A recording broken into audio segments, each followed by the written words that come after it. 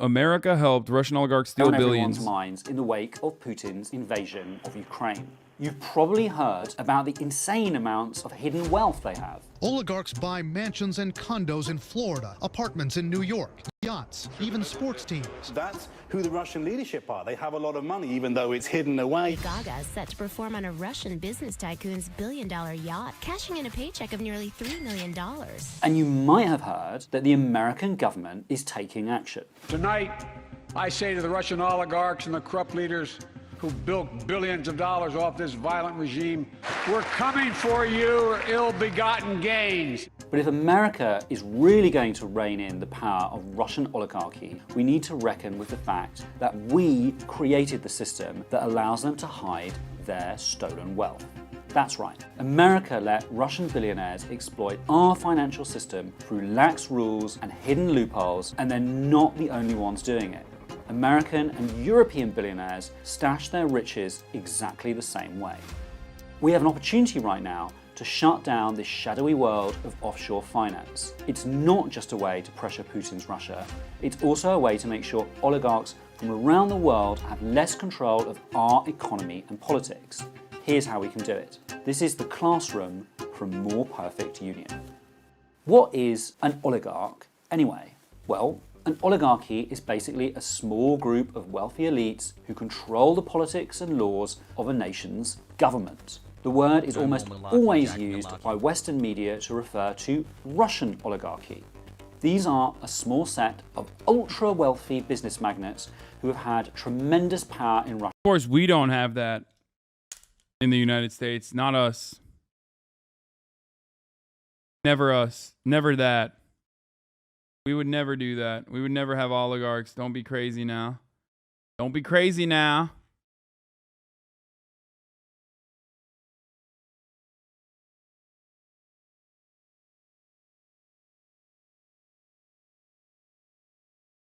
Russia over the last few decades. After the fall of the Berlin Wall and the end of the Soviet Union, most of the Russian economy was transferred from government control to private ownership in a process referred to as shock therapy. Encouraged by Western economists like Larry Summers, industries that had previously been state-run were handed over at bargain prices to the Kremlin's cronies. In the absence of any government oversight or competition, these new capitalists quickly became billionaire elites with vast control of the economy and government, otherwise known as an oligarchy.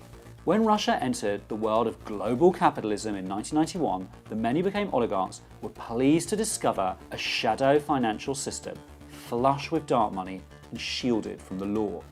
It's a complicated and secretive network of tax havens and shell companies.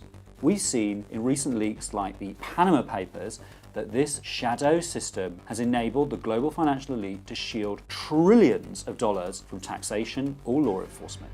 This system allows rich people, criminals, and crooked public officials around the world to hide money for tax evasion, money laundering, and corruption of all kinds. But here's the thing, it was European and American bankers, lawyers, and lobbyists that built this corrupt system in the first place. Russian oligarchs hide their wealth in the shadows, and we were the ones that turned off the lights in the first place. Here are some of the ways they exploited our rules. Russian billionaires use shell companies to hide their ownership and avoid a tax bill. Oligarchs set up shell companies in places like Delaware and Bermuda, notorious tax havens. They take advantage of American and European laws which allow corporate owners to set up companies with virtually no disclosure requirements. In fact, more than half of Russian billionaires' wealth is stored abroad. Oligarchs purchase high-rise apartments in Manhattan and London to launder their money. Billions of dollars of dirty money pouring into places like London and New York has contributed to making homes unaffordable for working people and turned housing, which should be a human right, into an accounting unit for Kremlin money launderers. That's why you may have noticed in the news that the mega yachts being seized in the last few weeks were located in places like Barcelona, the French Riviera, and the Maldives. These yachts Remember those papers and all we could talk about is how much you make? Yeah, because Twitch people are fucking brain rotted, dude. No one gives a shit. Trying to fucking target like the mega wealthy who completely control the planet is it'll make you feel powerless. Okay?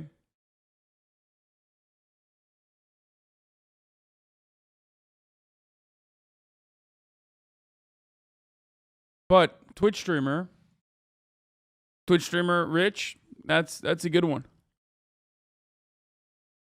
Dots are grotesque displays of the oligarchs. Oh, yes, buying a $42 million apartment contributes to homelessness. Wait, what?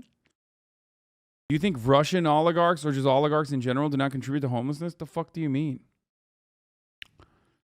Limo, yeah, I'm sure Russian oligarchs are the reason housing isn't affordable. No, all oligarchs are the reason why housing isn't affordable.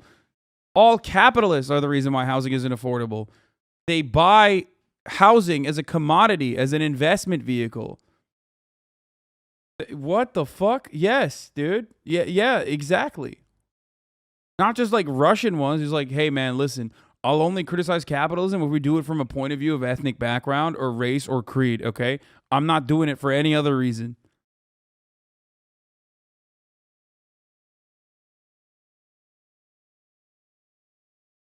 How are oligarchs any different than a top 100 CEO? They're not, you fucking weirdo. That's the whole point. What do you mean? What? That's what I've...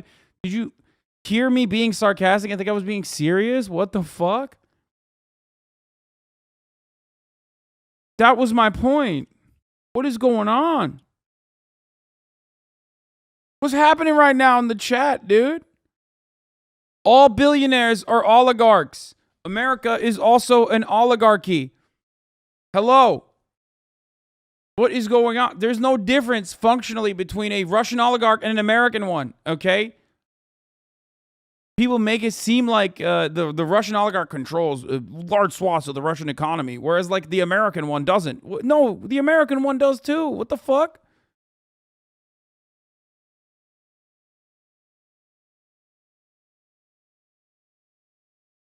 Wealth. The oligarchs also use Swiss bank accounts to hide their money, up to $150 billion worth, according to an estimate from a leading Swiss paper produced this week. At the end of the 1990s, after Russian oligarchy had taken hold, a strongman emerged, Vladimir Putin. Putin came to power with the support of Russia's oligarchs. Yeah, but lack of housing seems like the main problem to me. Is it not enough housing to go around? First and foremost, even if you're like a straight fucking yimby, and you think it's the lack of housing, who is controlling the supply of housing? You think it's the big bad government? Or do you think it's the big bad government working at the behest of other realtors and developers who want to maintain a certain price on housing to make sure that it continues going up? Okay? God damn, dude. Fucking people that have socked them Twitter descriptions, stop sounding like fucking Libertarians Challenge. Impossible difficulty.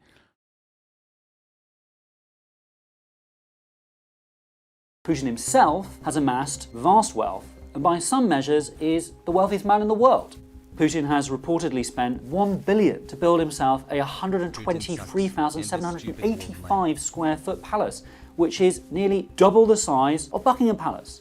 Once in office, Putin crushed Russia's independent-minded oligarchs.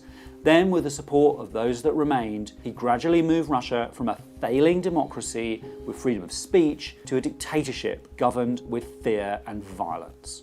Once, Putin worked for the oligarchy. Now, the oligarchy works for Putin. This is also true. By the way, anytime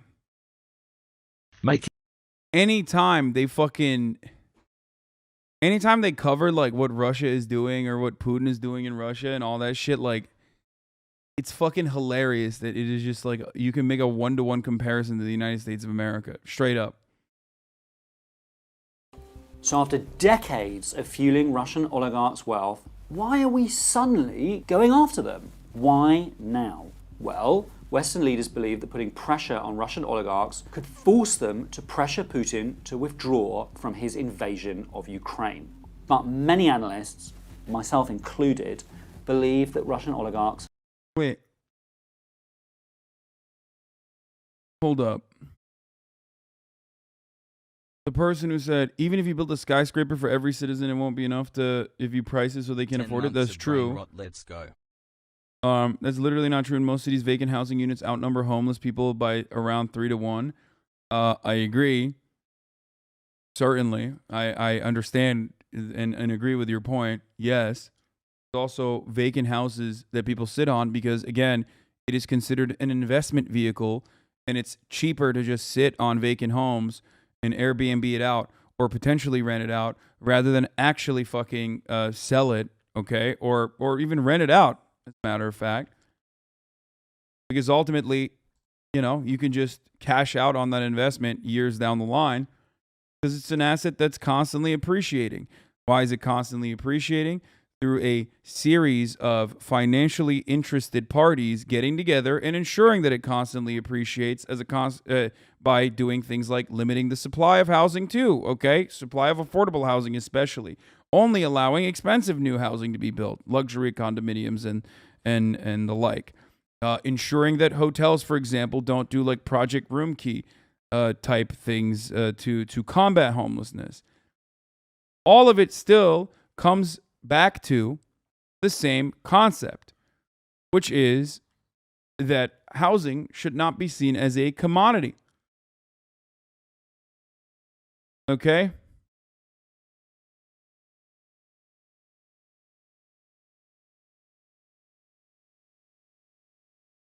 Now almost all work for Putin. If we want to end Putin's invasion of Ukraine, we need to get rid of the oil and gas payments he depends upon to fund his military machine. Still, the fact remains that defeating the Russian oligarchy is crucial for our national security because it will remove Russian billionaires' influence from our own politics in America and Europe. Putin and his oligarch allies. But there's no one the American oligarchs work for, right? Like how Russia's work for Putin. The American oligarchs just work for themselves. They work for capitalism and the sanctity and maintenance and continuation of capitalism, a system that has rewarded them so greatly that their great-great-great-great-great-grandchildren no longer have to work, okay, if they don't want to. It's class solidarity demonstrated every single day in front of your eyes, except the only class solidarity that is acceptable is billionaires and millionaires and capital owners and even small business owners as well. A false sense of class solidarity with bourgeois capital owners can also be seen in even workers that have a 401k.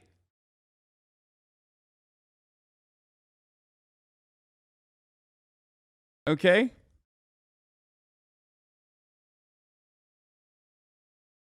Let me rephrase. Russian oligarchs do not materially contribute to unaffordable housing. Inflation and policies set by HUD, FHA, and FHFA contribute to unaffordable housing. I say this is an employee of one of those organizations.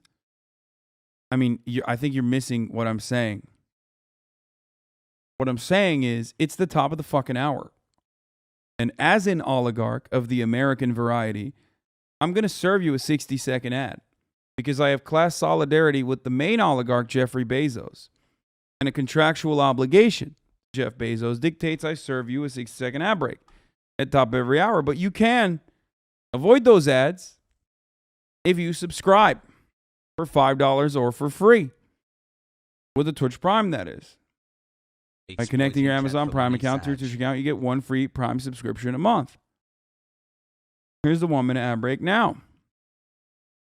Also,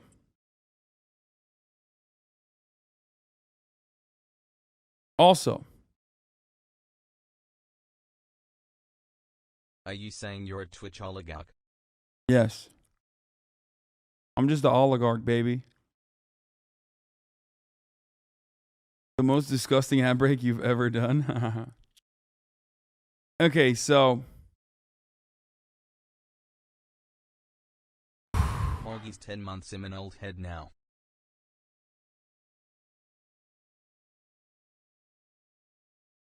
the American government does not work for the interests of the citizens. The American government is set up and continues to work for the interests of capital owners. So when the American government does something, it's not necessarily the fault of like this individual entity called the American government operating at on their own volition, accountable by democracy. That's just theory. okay? That's just a theory. That's just a false notion that helps us sleep at night. Make us feel like we actually have a say in this process. When the American government does something, it is done with the express purpose of benefiting capital owners and their material interests, okay? They are the ones who built this government specifically for this purpose. That's it. Have been funding a network of right-wing parties and movements that incite racism, oppose democracy, and spread climate change denial. They leverage cultural power by sponsoring iconic American institutions like the Metropolitan Opera and Carnegie Hall to legitimize Putin's... Mark Fisher, the actual ruling class, propagates ideologies of individualism while tending to the act as a class. The dupe servants of the ruling class does the opposite. Lip service to solidarity and collectivity, while always acting as if the individualist categories imposed by power really hold. Regime, and they have teams of lobbyists and lawyers to influence our lawmakers. Removing their corrupting influence from our politics helps make decisions about Russia and oligarchy. Thank you, Give Me Tacos, for the 10 gifted subs. In our own best interests. And crucially, closing down loopholes in the shadow financial system could be used to expose corrupt elites, not just the Russian ones. So how do we do it?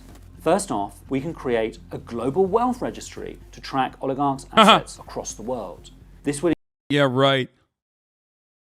Imagine.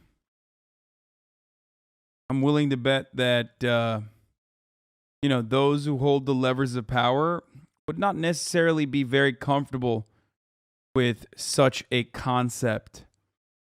Having all of their assets in some kind of registry. Would include an automatic exchange of financial information on extremely wealthy individuals. Instead of competing against each other to attract the wealth of oligarchs with increasingly flimsy rules, countries like the US, UK, and the Euro...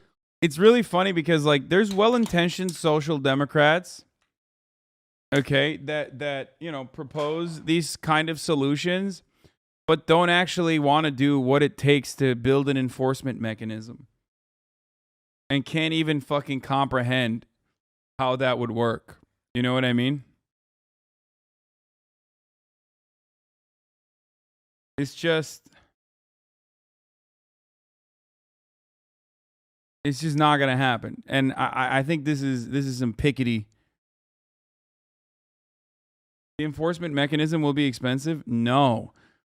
No. You're missing the point. I'm not even talking about the enforcement mechanism. I'm talking about even creating or completely uprooting the system in an effort to have some kind of enforcement. You're missing the forest for the trees here. What I'm simply stating is, without any kind of worker power, labor militancy that accompanies any sort of movement like this, all you're going to have is ideas like the ones put forward by well-intentioned social democrats like Piketty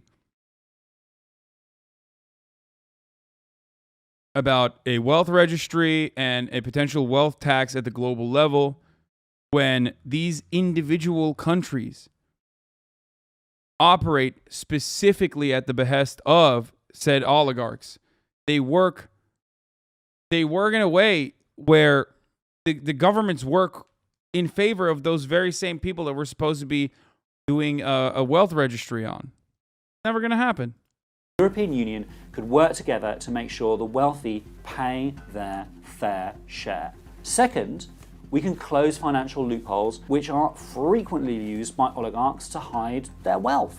Instead of allowing the ultra-rich to use shell companies and opaque ownership structures, we could require beneficial ownership requirements for all forms of assets and ones that really work. Essentially, that would require all companies, trusts and foundations to publicly disclose who benefits from them. Finally, we can increase funding and support for enforcing the laws we already have on the books. The US can put anti-corruption and money laundering measures at the top of the international agenda. And we can provide many more resources to the domestic and international regulatory agencies whose job it is to track oligarchs' wealth and enforce when they break the law. Today, Russia's billionaires control roughly 30% of the nation's wealth. For comparison, German and American billionaires control about 15% of the wealth in their respective countries. Research suggests Russian oligarchs have about as much wealth stashed in offshore foreign accounts as the entire Russian population has in Russia itself. Defeating the Kremlin's oligarchy would be a huge turning point for both national security and financial transparency.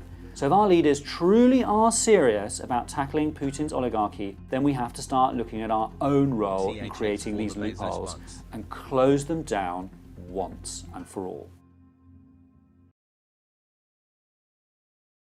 China may have shit MREs, but I don't see Jack Ma talking about his insane 996 shit anymore. The China model of handling oligarchs is better. I don't think China enforced, I